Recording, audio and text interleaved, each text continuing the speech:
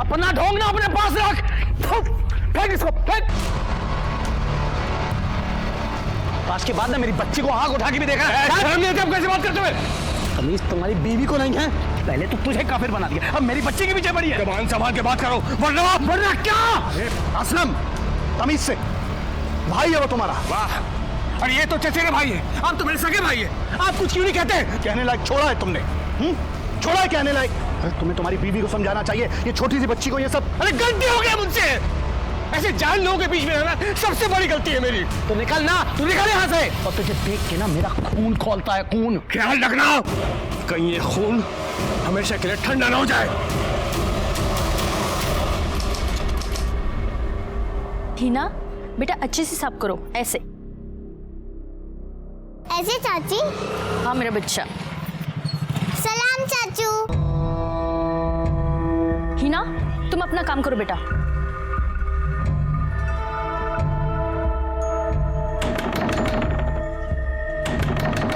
अरे आ रही हूँ बाबा। कितना टाइम लगाती हो तुम? किचन में थी ना, क्या कुछ भूले?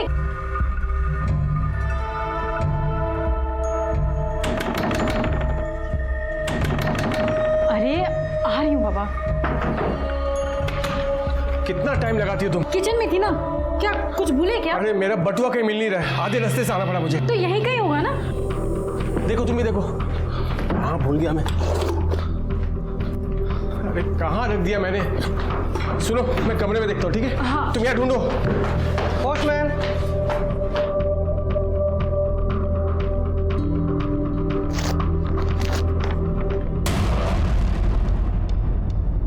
ज्योति, बटुआ घर में नहीं है, लगता किसी ने मार लिया।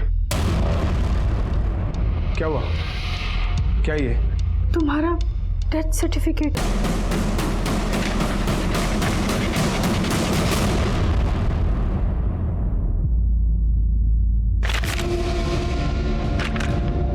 क्या है ये सब? हाँ? किसने किया ये सब? मुझे डेथ सर्टिफिकेट भेज दो, मुझे। अल्लाह करे तुम सबको दोज़ख नसीब हो। छोड़ूंगा नहीं किसी को मैं, एक एक को देख लूंगा, छोड़ूंगा नहीं। लेकिन तुम अपने मायके से वापस कब आ रही हो? मैं अपना ख्याल रख ही रहा हूँ। हाँ, लेकिन घर पे कोई होना चाहिए ना कट कट करने के लिए। हाँ आ जाओ अब जल्दी। चलो चलो रखो phone. Bye bye bye bye. Sir एक आदमी आया है अपना ही डेथ सर्टिफिकेट लेके। क्या साहब? देखिए साहब, किसी ने मेरे नाम का डेथ सर्टिफिकेट भेजा है साहब। ये तो नकली है। इस पे यहाँ पे एक स्टैंप होना चाहिए, वो स्टैंप नहीं है। और डेट देखो, 1 महीने बाद की डेट डाली है इस। साहब मैं जानता हूँ किसने किया साहब, ये ना उस मुजाहिद का काम है साहब। उसे कसम खाई हुई है साहब, मुझे चैन से जीने नहीं देगा। क्यों? ऐसी क्या दुश्मनी है उसकी तुम्हारे साथ? असलम भाई, हाँ? आप अंदर नहीं जा सकते हैं। अंदर नहीं जा सकता मतलब? मुजाहिर भाई ने मना किया है। क्या? आपको अंदर ना आने दो। छोड़। अरे समझा करिए। तू मुझे रोकेगा? अरे मना किया। क्या मजाक हो रहा है भाई? मुजाहिर भाई क्या मजाक है ये? मजाक नहीं सच है। अब तू यहाँ काम नहीं कर सकता। क्या? मैंने मना किया था ना उस औरत से निकाह करने के लिए। अब तेरा मेरा कोई वास्ता नहीं, समझ में आया तेरे? चल निकल। ऐसे कैसे आप मुझे यहाँ आने से रोक सकते हैं? ये सब कुछ मैंने बनाया, मैंने। और इसमें पैसे मैंने लगाए हैं, जो तू काम करता था उसका मेहनताना मैंने तुझे दिया है, समझ में आया तेरे? चल चल निकल। मैं आपका नौकर नहीं हूँ, जितनी दुकान आपकी है ना उतनी मेरी है। बराबरी की बात करता है। चल चल निकल, बाहर निकाल इसको। चल। ये अच्छा नहीं कर रहा हूँ। अरे अच्छा बोला, बोल रहा हूँ मैं। चल चल बाहर। सब जब से मैंने ज्योति से निकाह किया, जबरदस्ती का पकड़ ले रहा मुझसे, और तो मेरा किसी बटुआ मार लिया साहब। तो उसकी कंप्लेंट लिखवाई है? नहीं सर, देखिए सर, पहले बटुआ, फिर ये जबरदस्ती का पकड़ ले रहा मुझसे, और तो मेरा किसी बटुआ मार लिया साहब। तो उसकी कंप्लेंट लिखवाई है?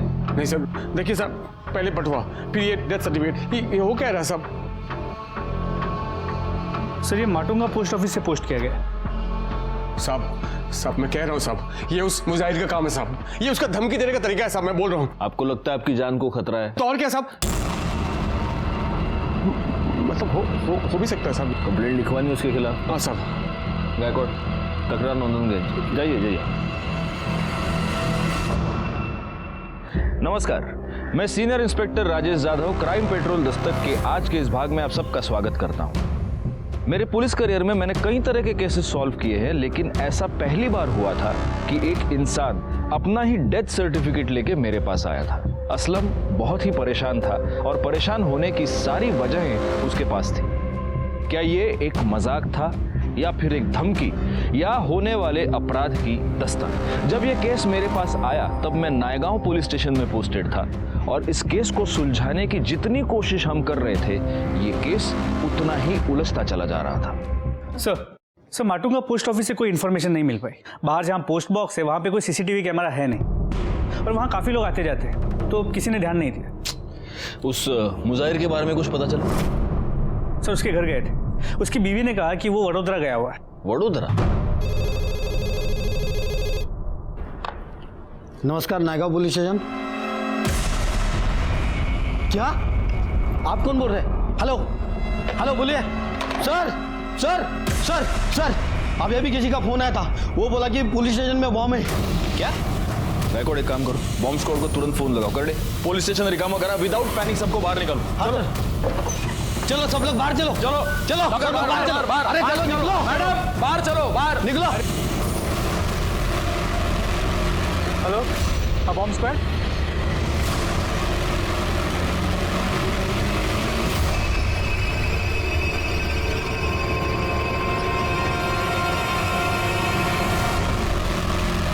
सर अंदर कोई बम नहीं है। Thank you. बैकवर्ड पता करो ये फोन किस नंबर से आया था।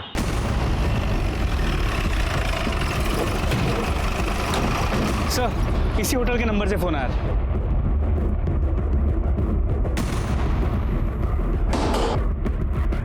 या काउंटर पे तुम बैठे हो? जी कहिए। यहाँ से पुलिस स्टेशन पे कॉल तूने किया था? नहीं साहब, ये रेस्टोरेंट तो मेरे भाईजान का है, गले पर वही बैठते हैं, मैं तो बस आता जाता रहता हूँ। कौन है भाईजान, बुलाओ। कौन है सजाद? हाँ अरे सर आप लोग यहाँ पर? ये रेस्टोरेंट तुम्हारा है? जी सर। तो हमारे पुलिस स्टेशन पे बॉम्ब का झूठा कॉल तुमने किया था? नहीं सर, हाँ नहीं सर, बिल्कुल नहीं। या काउंटर पे तुम नहीं बैठे थे? हम मैं ही था काउंटर में, लेकिन मतलब मैं रहता हूँ काउंटर में, लेकिन आता जाता रहता हूँ सर, अंदर काम रहता है कभी कभी। मैं मतलब यहाँ पे सीसीटीवी कैमरा नहीं है?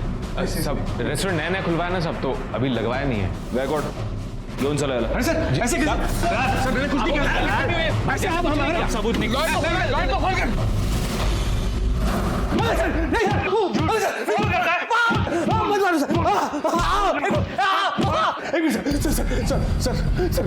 मैंने कुछ नहीं किया सर, अब मेरी बात का यकीन कीजिए। मैं रेस्टोरेंट में था जरूर, लेकिन मैं किचन के अंदर था सर। उसी बीच में कोई और आके किया होगा। सब मुझे कब शॉप आ गई है सब। जब मैं रेस्टोरेंट में के अंदर किचन में गया होगा सब, तो आकर कॉल किया होगा सब। मैं सच बोलता हूँ। तू बात बात पे मुजाहिर का नाम लेता है? हाँ, सबसे पहले तो अपना एक झूठा डेथ सर्टिफिकेट लेके हमारे पास आया, उसके बाद पुलिस स्टेशन में झूठा कॉल करता है कि इधर बॉम्ब है। हाँ, तेरे क्या हम क्या उल्लू लगते हैं क्या? बैकवर्ड इसको तब तक मारो जब तक ये सच ना बोले। मारो इसको। इसका छोटा भाई जमानत करवाने आया है।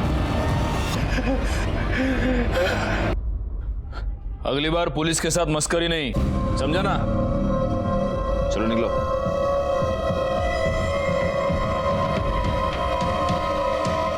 गायकवाड़, वो मुजाहिर तो यहाँ है ही नहीं, फिर भी असलम बार बार उसका नाम क्यों ले रहा है? जरा कंफर्म करो वो मुजाहिर बाहर है या नहीं। अम्मी मैंने पूरा पार्ट प्लान कर लिया, अब मैं खेलने जाऊँ? ठीक है जाओ, पर जल्दी आना, ठीक है? सब आप मुजाहिर, आपको बताया तो था कि वो वडोदरा गए हैं। हमें आपके घर की तलाशी लेनी है। आप ऐसी तलाशी नहीं ले सकते। सर्च वारंट और कर सब ले, पूरा घर चेक करो। सर सब क्या हुआ? भाभी देखिए ना, ये घर की तलाशी ले रहे हैं और बार बार इन्हीं के बारे में पूछ रहे हैं। सर वो घर में नहीं है। मुजाहिर का नंबर दो। नंबर क्या? बोलो नंबर। सर मुजाहिर की बीवी का कहना है कि वो बड़ौदा गया है और जब परसों मुजाहिर का फोन स्विच ऑफ हुआ था उसकी मोबाइल की लोकेशन मुंबई की थी। बीवी कह कह रही है कि वो बड़ौदा गया है और मोबाइल की लोकेशन मुंबई में थी। कहीं सच में ये मुजाहिर असलम को फंसाने की कोशिश तो नहीं कर रहा?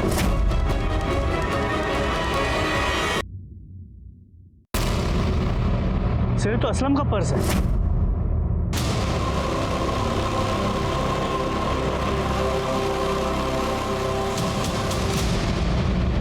अरे वो सिवैया बनाई थी, हिना को बहुत पसंद है ना, इसलिए। तुझे क्या हुआ? तू इतनी परेशान क्यों है? अरे कुछ समझ नहीं आ रहा है। एक तो इनका फोन नहीं लग रहा है और बार बार पुलिस भी चक्कर लगा रही है। तू परेशान मत हो, कर देंगे वो फोन।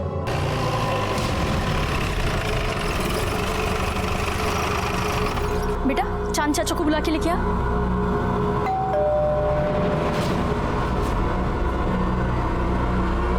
क्या बात है सर? ये वॉलेट तुम्हारा है? जी मेरा ही है सर, शुक्रिया। कहाँ मिला आपको सर? मुजाहिर अंसारी की लाश के पास।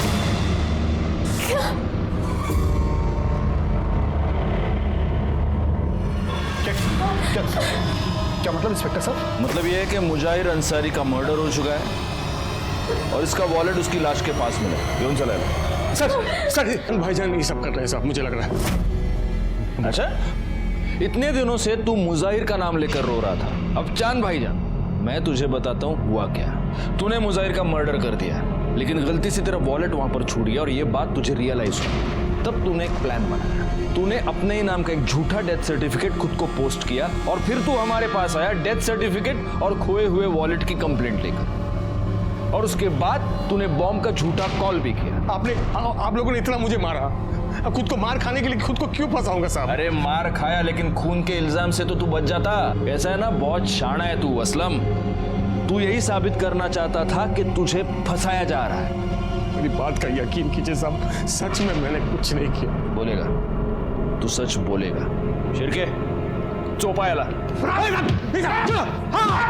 सर मुजाहिर की पीएम रिपोर्ट देखो जरा। सब पहले तार से इसका गला खींचा गया, फिर ईंट जैसी किसी चीज से इसके सर पे वार किया गया, जिसकी वजह से इसकी मौत हो। इस मुजाहिर की दुकान कहाँ पर? परेरा मार्केट। एक काम करो, इसके दुकान से ये पता करो कि उस दिन ये कहाँ जाने वाला था, किससे मिलने वाला था, इसकी किसी के साथ कोई दुश्मनी थी क्या।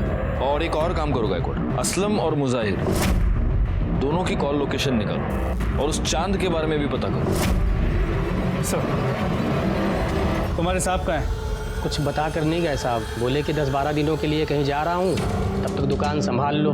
तुम्हारे मुजाहिर साहब और असलम, इन दोनों के बीच झगड़ा था ना? हाँ साहब, असलम भाईजान के साथ तो पंगा था ही, इधर चांद भाई के साथ भी कुछ सही नहीं चल रहा था। चांद के साथ? हाँ साहब, मुजाहिर भाई के जाने के 2 रोज पहले चांद भाई यहाँ पर आए थे। बस चांद भाई एक सौदा पक्का हो जाए फिर तो चांदी ही चांदी है। अरे इंशाल्लाह मेरे भाई, जैसा सोच रहे हो बिल्कुल वैसा ही होगा। भाईजान परसों माल लेने जा रहा हूँ, तो कुछ पैसों की ज़रूरत है। देखिए अभी तक मैंने कुछ कहा नहीं, इतने महीने हो गए, जो उधार था वो वापस कर दीजिए। कौन से पैसे मुजाहिर? जो आपने 5 लाख रुपए लिए थे वो। बेकार की बातें मत किया करो यार। हैं? कौन से पैसे हैं तुम्हारे 5 लाख? अरे जो 5 लाख रुपए आपने हमसे उधार लिए थे। अच्छा 5 लाख, लेकिन भाई असलम का भी तो तुम्हारी तरफ हिसाब निकलता है ना, तकरीबन 5 लाख रुपए। देखिए मेरा और असलम का हिसाब अलग है। अलग कैसे हो सकता है भाई, सगा भाई है मेरा, और पैसे का हिसाब अलग अलग। देखिए आपकी और असलम की भी तो नहीं बनती ना। यहाँ देखो सगा भाई है मेरा, खून का रिश्ता है, नहीं बनती से क्या मतलब। और वैसे भी देखो तुम उसके पैसे दे दो, मैं तुम्हारे पैसे दे देता हूँ। लेकिन मुजाहिर की फैमिली और चांद की फैमिली तो मिलजुल कर रहते हैं। हाँ तो मुजाहिर भाई का चांद भाईजान के अलावा था ही कौन यहाँ, और वैसे भी वो महीने में 15 दिन तो गायब रहते थे। अब ऐसे में बीवी और बच्ची को एकदम से अकेला नहीं छोड़ सकते थे ना। सर मुजाहिर और असलम के कॉल रिकॉर्ड्स।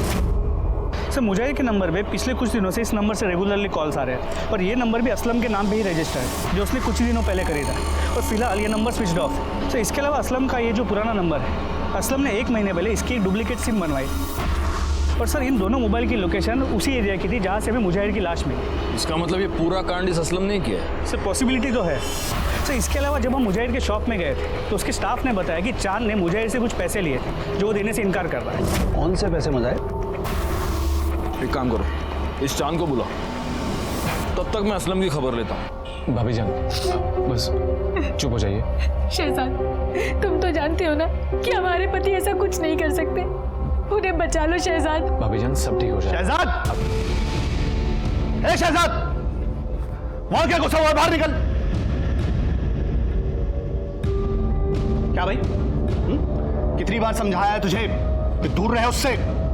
इस औरत का साया भी पड़ेगा ना हम पर तो पूरा का पूरा खानदान खत्म हो जाएगा हमारा। भाईजान बस भी कीजिए, इस वक्त तो आपको उनकी मदद करनी चाहिए। मुझे ज्यादा ज्ञान मत दे, मैं किसी कातिल की मदद नहीं कर सकता, चाहे वो मेरा भाई क्यों ना हो। असलम मेरा भी भाई है, आप उसकी मदद करें या ना करें मैं जरूर करूंगा। दिमाग खराब मत कर मेरा। हेलो,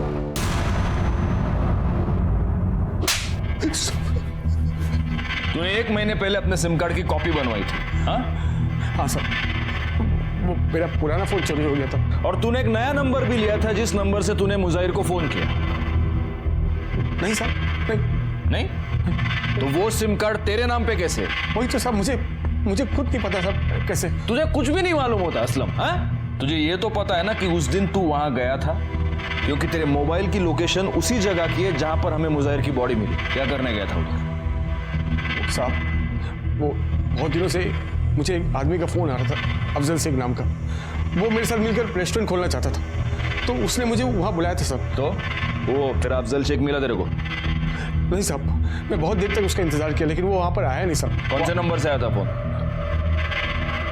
लैंडलाइन नंबर से। कर दे, ऐसा फोन दे, दिखा तेरे फोन में, दिखा कौन सा नंबर है, दिखा। जी सर।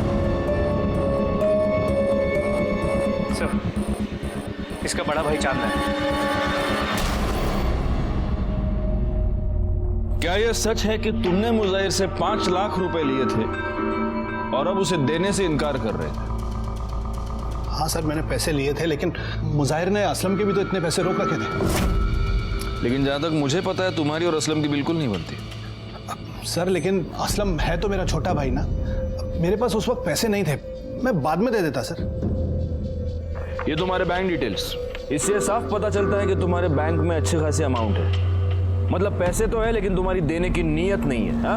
नहीं ऐसी बात नहीं सर। वो कहीं ऐसा तो नहीं है कि मुजाहिर तुमसे पैसे मांग रहा था इसलिए तुमने उसको मार दिया? तुम ये जानते थे कि असलम और मुजाहिर की दुश्मनी है तो असलम फंस गया और तुम्हारे दोनों दुश्मन एक साथ रास्ते से हट गए। सर ये कैसी बहकी बहकी बातें कर रहे हैं आप? तुम पुलिस स्टेशन में बैठे हो। सर मेरी बात का यकीन कीजिए, ऐसा कुछ नहीं है, मैंने कुछ नहीं किया। ठीक है, तुम जा सकते हो, लेकिन जब तक ये केस सॉल्व नहीं होता शहर से बाहर नहीं जाओगे। जी सर, शुक्रिया सर।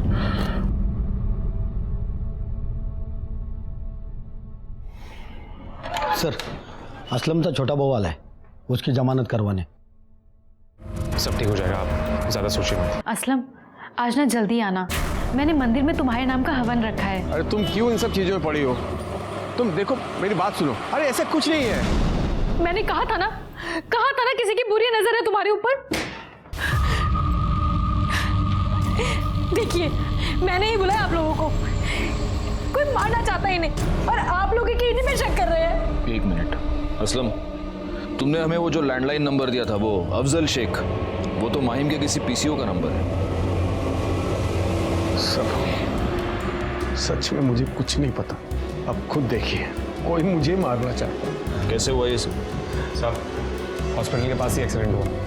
तो वो तो अल्लाह का शुक्र है साहब कि कोई आदमी समय रहते यहाँ पहुंचा गया। बहुत चोट तो नहीं लगी है तुम्हें? कहीं ऐसा तो नहीं कि खुद अपना एक्सीडेंट करवा लिया तुमने?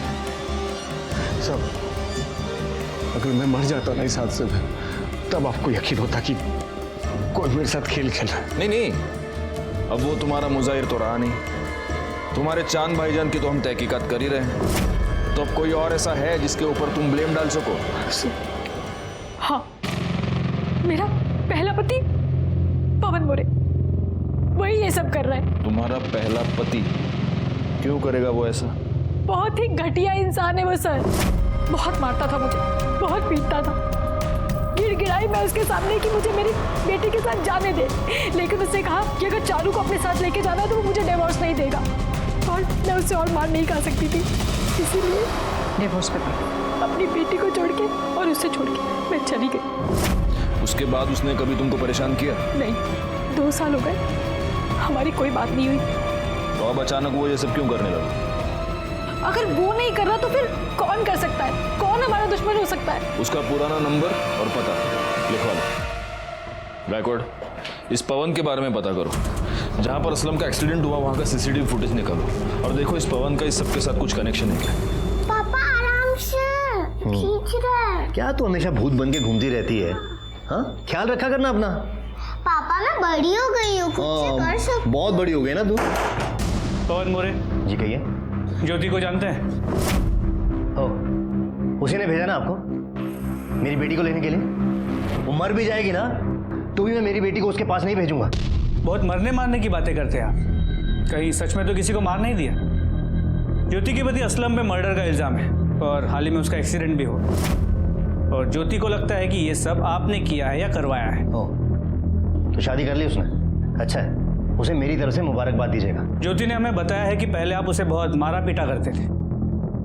सर जानते नहीं आप उस औरत को, बहुत ऊंची चीज है वो। और वैसे भी क्या हो गया अगर पति ने कभी थप्पड़ मार दिया तो कौन सी बड़ी बात हो गई? बहुत बड़ी बात हो गई। चलिए हमारे साथ। देखिए साहब, मेरी बच्ची बीमार है, मैं आपके साथ कहीं नहीं जा सकता। वैसे मैं बहुत परेशान हूँ, आप ज्योति से जाके कहिए कोई नया तमाशा ना खड़ा करे। क्या हुआ तुम्हारी बेटी को? मुझे कैंसर हुआ है। नहीं बेटा, ऐसे नहीं कहते। कुछ नहीं होगा तुझे, कुछ नहीं होने दूंगा मैं तुझे। ये रही मेरी बेटी की रिपोर्ट्स। अपनी बच्ची को देखूं या उसकी बीमारी को, डॉक्टर, दवाई, हॉस्पिटल, घर, सब परेशान हो गया हूं मैं। देखिए सर, आप प्लीज यहां से जाइए। अगर आपको मेरे खिलाफ कोई भी सबूत मिले ना तो आप फोन कीजिएगा मुझे सामने से, मैं खुद आके मिलूंगा आपको। ठीक है, अभी के लिए हम जा रहे हैं, लेकिन अगर जरूरत पड़ेगी तो फिर आएंगे। पर हाँ, शहर छोड़ के कहीं मत जाना। सर, जहाँ पर असलम का एक्सीडेंट हुआ था वहाँ की सीसीटीवी फुटेज।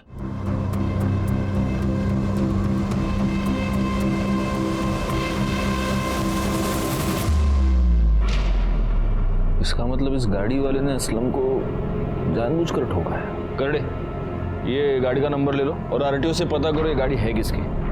सर मैं पवन से मिलकर आया और उसके बारे में उसके एरिया में पूछताछ भी की। ये पवन मोरे आदमी कैसा है? खूब किरकिर कर तो साहब, तो छोटी छोटी बातों में पंगा लेता रहता है। उसका अपनी बेटी के साथ रिश्ता कैसा है? बेटी तो जान है उसकी। उसी बेटी के लिए यहाँ के बच्चों के साथ हमेशा लड़ता रहता है। वैसे वो काम क्या करता है? सर वो सॉफ्टवेयर इंजीनियर है और अंधेरी में उसका ऑफिस है। सर उसकी बेटी को कैंसर है, मैंने इस बात को डॉक्टर से क्रॉस चेक भी किया। हाँ, उसकी बेटी चारू को कैंसर है। उसका ट्रीटमेंट पिछले 1 महीने से मेरे पास ही चल रहा है। तो उसने कहा है कि अगर उसके खिलाफ कोई भी सबूत मिलता है वो खुद पुलिस स्टेशन आ जाए। अगर इस सब में उसकी इन्वॉल्वमेंट है तो सबूत तो जरूर मिलेगा, नजर रखना उस पर। सर, मैंने गाड़ी के बारे में आरटीओ से पता किया। वो गाड़ी किसी अमित की है। उसके घर जाके देखा तो वो घर में नहीं था और उसका फोन भी बंद आ रहा है। गायकवाड़, इसका नंबर सर्विलेंस पे डाल दो और जैसे ही ऑन हो उठा लो उसको।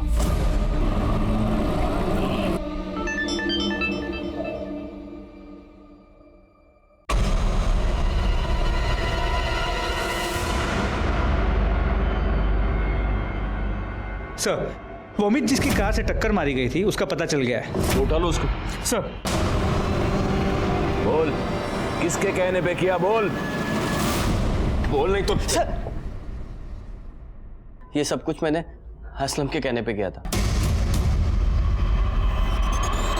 तूने कहा था ना अमित को तुझे टक्कर मारने के लिए। नहीं साहब, झूठ बोल रहा है, फंसा रहा है मुझे। तू इस अमित को जानता है? बिल्कुल नहीं जानता साहब। तो वो तुझे क्यों फंसाएगा? वही तो मैं बोल रहा हूँ साहब, कोई क्यों फंसा रहा है मुझे साहब? कब से वही तो बोल रहा हूँ आपको, कोई फंसा रहा है मुझे। क्या हुआ, आप कंफ्यूज हो गए? इस केस ने हमें भी ऐसी ही उलझन में डाल दिया था। शक की सुई बार बार असलम की तरफ। सर, शमशान के पास जो डेड बॉडी मिली थी उसकी पोस्टमार्टम रिपोर्ट के मुताबिक ये बॉडी किसी 30 से 35 साल के आदमी की। मौत की वजह सर पे किसी भारी चीज से वार किया जाना है। सर, स्कल फ्रैक्चर हुआ और मौत को करीब 1 महीना हो चुका है। सर, इसके अलावा एक इंपॉर्टेंट बात ये भी पता चली है कि इस बॉडी के पास जो फोन मिला था वो असलम का था। सर, ये वही फोन है जो उसने कहा था कि चोरी हो गया और जिसके लिए उसने डुप्लीकेट सिम बनवाई थी। असलम का फोन? जी सर। इससे तो अब ये क्लियर हो जाता है कि ये दोनों मर्डर असलम ने किए। गायकवाड़, जरा सोचने वाली बात है। एक आदमी किसी का खून करके अपना मोबाइल फोन वहीं पे छोड़ के चला जाता है, और ऐसी गलती वो एक बार नहीं बार बार करता है। ये कैसे पॉसिबल है? कहीं सच में ऐसा तो नहीं कि कोई असलम को फंसाने की कोशिश कर रहा है? और अगर ऐसा है तो जो असलम को फंसाने की कोशिश कर रहा है उसी ने ये 2 मर्डर्स किए। सबसे पहले तो हमें ये पता लगाना होगा कि ये लाश किसकी है। एक काम करो, जहां पे लाश मिली उसके आसपास के सारे पुलिस स्टेशंस में ये पता करवाओ कि क्या पिछले 1 महीने में इस एज ग्रुप के किसी बंदे की मिसिंग कंप्लेंट आई है। हमें ये तो पता चले कि आखिर वो है कौन जो असलम को फंसा रहा है।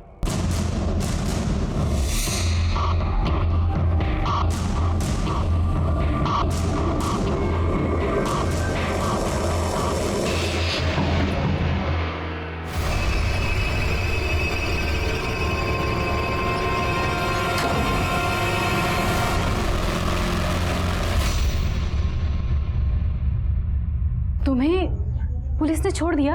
और क्या, आखिर पुलिस को भी मानना पड़ा कि मैंने कुछ नहीं किया है। हाँ, मैं तो जानती ही थी कि तुम बेकसूर हो।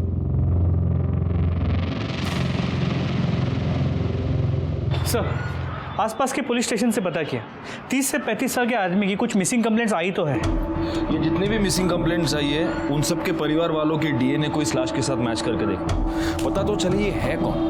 तो हमें ये भी पता चल पाएगा कि उसमें और मुजाहिर में क्या कॉमन है, और ऐसा कौन सा आदमी है जो इन दोनों को मारकर असलम को फंसाना चाहता है। और एक काम करो, असलम के आसपास जितने भी लोग हैं उन सब के बारे में पता करो, उनके कॉल डिटेल्स, उनके सारे रिकॉर्ड्स मुझे चाहिए। वो जो भी है उसके चेहरे से अब नकाब उतरने ही वाला है।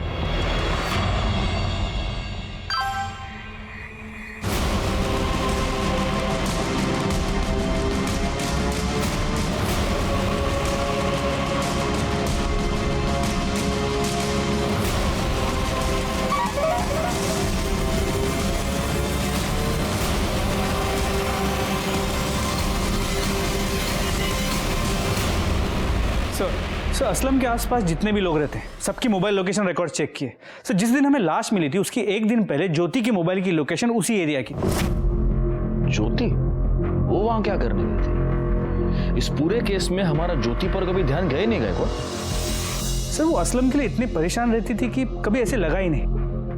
और सर, समझ में ये नहीं आ रहा है कि वो ऐसा करेगी क्यों। ये तो अब हमें वही बताएगी। चलो। सर, ज्योति के न्यूड फोटो सर्कुलेट हो रही है, ये देखो। क्या?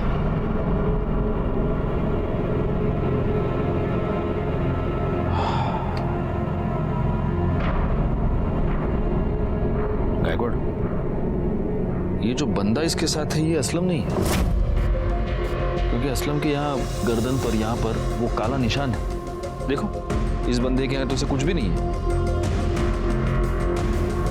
सब मतलब ज्योति का किसी के साथ कोई चक्कर चल रहा था और इसीलिए असलम को रास्ते से हटाने के लिए वो ये सब कर रही थी। और ये भी हो सकता है कि अब असलम वापस आ गया तो इस बंदे ने गुस्से में आकर ज्योति के फोटोग्राफ सर्कुलेट कर दिए।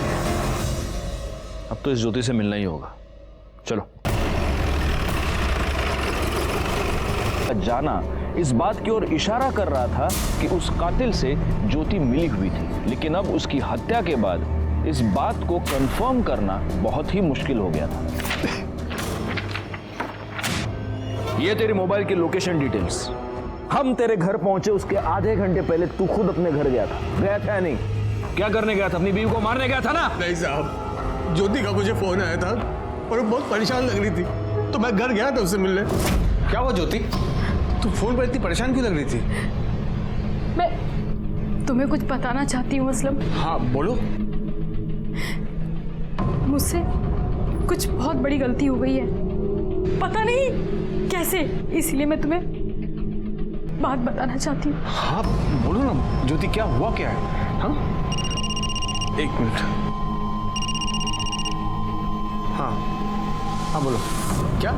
एक काम करो, तुम उसको रोको, मैं अभी आता हूँ। अभी आता हूँ मैं, ठीक है? ज्योति, वो रेस्टोरेंट से फोन था, कोई कस्टमर हंगामा कर रहा तो मुझे जाना पड़ेगा। मैं तुरंत वापस आ जाऊंगा, ठीक है? हाँ, तुम ख्याल रखना अपना। जब मैं अपने रेस्टोरेंट के बाहर पहुंचा तो मुझे वो फोटोज मिले। वो फोटो देख कर मैं बहुत गुस्सा हो गया। मैं घर वापस लौटा साहब। जैसे मैं घर पहुंचा तो आप लोग घर पर थे साहब। मैं उससे पूछ भी नहीं पाया साहब कि उसको क्या परेशानी थी साहब, उसने ऐसा क्यों किया, मैं पूछ नहीं पाया साहब। मुझे कुछ पता नहीं साहब, ये क्या हो रहा है मेरे साथ, क्यों हो रहा है, कौन कर रहा है साहब। सब कुछ मैं पता करना चाहता था साहब, ये सब कुछ पता करना चाहता, इसलिए मैंने कुछ जासूस को पैसे भी दिए साहब। काम हो जाएगा, हो जाएगा, लेकिन कुछ पता नहीं चला। ये सब तेरे बहाने हैं। तूने अपनी बीवी का मर्डर किया और अब तू कहानियां बना रहा है। सब पसंद है सर, ज्योति की पोस्टमार्टम रिपोर्ट, पहले उसे गला दबा के मारा गया और फिर उसकी बॉडी को टांग दिया गया। तो उसके नाखूनों में किसी के स्किन फ्रैगमेंट्स मिले। उसका डीएनए असलम के साथ मैच करो और बाकी सबके कॉल रिकॉर्ड्स में दोबारा ला कर।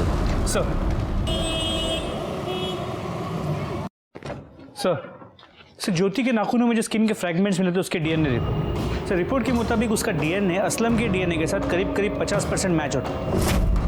मतलब ये जो कोई भी है असलम का फैमिली वाला है। और शायद मैं जानता हूं कि वो कौन है। कब से चल रहा था तुम दोनों का चक्कर? सब ज्योति भाभी मुझे शुरू से ही बहुत अच्छी लगती थी और शायद भाभी जान ये बात जानती थी और तभी वो मुझसे खुद मिलने आई। मैं अपने असलम को बहुत प्यार करती हूँ और ये सब मैं सिर्फ उसी के लिए कर रही हूँ। किसी और के ऊपर भरोसा कर नहीं सकती, सिर्फ एक तुम हो जिसके ऊपर मैं भरोसा कर सकती हूँ। ये सब आप क्या बोल रही हैं? वो सब मैं नहीं बता सकती, लेकिन बस इतना जान लो कि ये सब एक बार के लिए है। पूरा टाइम रोती रही, बोलती रही कि वो फिर से मुझसे कभी मिलने नहीं आएंगी। इसलिए तूने उसकी फोटो निकाली ताकि तू उसे ब्लैकमेल कर सके और उसे दोबारा बुला सके। सर फोटो मैंने नहीं निकाली साहब। झूठ बोल रहे हो तुम।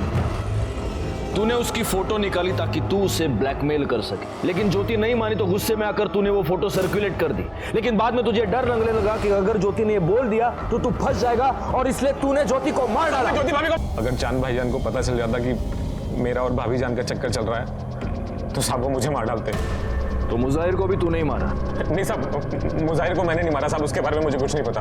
अच्छा, बैकवर्ड। ज्योति ये कह रही थी कि उसने जो भी किया अपने पति के लिए किया। ऐसा क्यों कह रही थी? ज्योति का फोन तेरे पास है? जी सर, पर सर मैंने उसका मोबाइल फॉर्मेट कर दिया। बैकवर्ड, इससे फोन ले लो और डेटा रिकवर करो, देखो उससे कुछ मिलता है क्या, और उस चांद को भी अरेस्ट करो। गाड़ी टकाला। उन्होंने कुछ नहीं किया है, छोड़ो।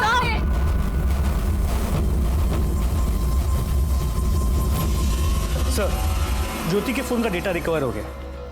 उसके फोन में किसी बाबा के मेल्स मिले। इस बाबा ने अपने एक मेल में ज्योति को कहा था कि वहां जाके कलश गाड़े जहां से हमें वो बॉडी मिली थी। अच्छा, इसीलिए ज्योति की मोबाइल लोकेशन हमें उस एरिया की।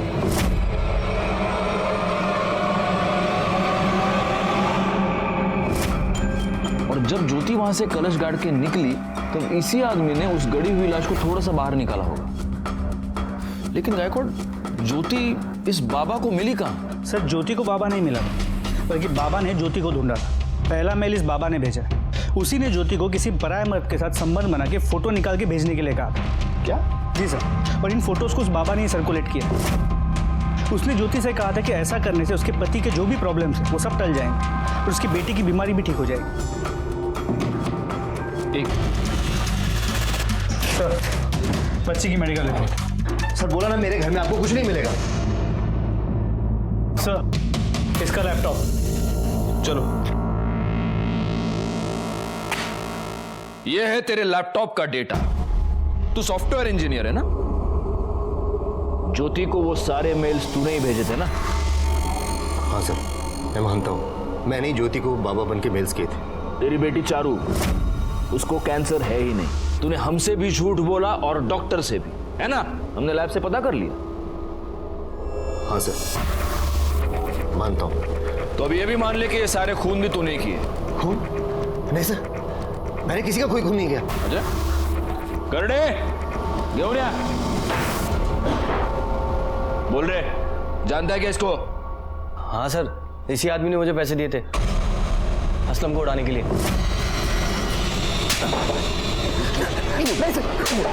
सब आपके पुलिस स्टेशन में बॉम्ब है। ये सब क्यों किया तूने? ज्योति के लिए। हम अकेले जिंदगी कट नहीं रही थी मुझसे। दूसरी शादी करने की कोशिश की लेकिन नहीं हुई। अकेला बाप कब तक एक बच्ची को संभालेगा? मैंने सोचा ज्योति को अगर गैर मर्द से रिलेशन बनाने को बोलूंगा तो थक हार के वो मेरे पास ही आ जाएगी। और मेरे अलावा उसका था भी कौन जिससे वो ये गलत काम करती। लेकिन वो अपने देवर के पास चली गई, इसलिए मैंने गुस्से में उसकी फोटो सर्कुलेट कर दी। तेरे इस चक्कर में तूने अपनी बच्ची से उसकी माँ भी छीन ली और उसका बाप भी, और मुजाहिर की बेटी को भी यतीम कर दिया। इसके खिलाफ चार्जशीट फाइल करो। हमारी पूरी छानबीन के बाद हमें यह पता चला कि पवन ने पहले जिस आदमी का खून किया था उसका नाम था विनोद राणे। सबसे बड़ा सवाल यह है कि क्या किसी ने भी इन अपराधों की दस्तक को नहीं सुना? मुजाहिर एक अनजान आदमी के फोन कॉल पर उसके साथ बड़ौदा तक जाने के लिए तैयार हुआ। पवन ने बाबा बनकर ज्योति को किसी गैर मर्द के साथ संबंध बनाकर अपनी तस्वीर लेने के लिए कहा। क्या ज्योति ये नहीं जानती थी कि ऐसा करके वो बहुत बड़ी मुसीबत में फंस जाएगी? अपराध हमेशा हमारी ओर दबे पांव आता है और इसीलिए जरूरी ये है कि हम उसकी दस्तक को सुने। जो ऐसा नहीं कर पाते वो फंस जाते। मैं सीनियर इंस्पेक्टर राजेश यादव आपसे विदा लेता हूँ। दोबारा मिलूंगा, तब तक सतर्क रहिए और देखते रहिए क्राइम पेट्रोल दस्तक, क्योंकि मकसद बताना नहीं, बचाना।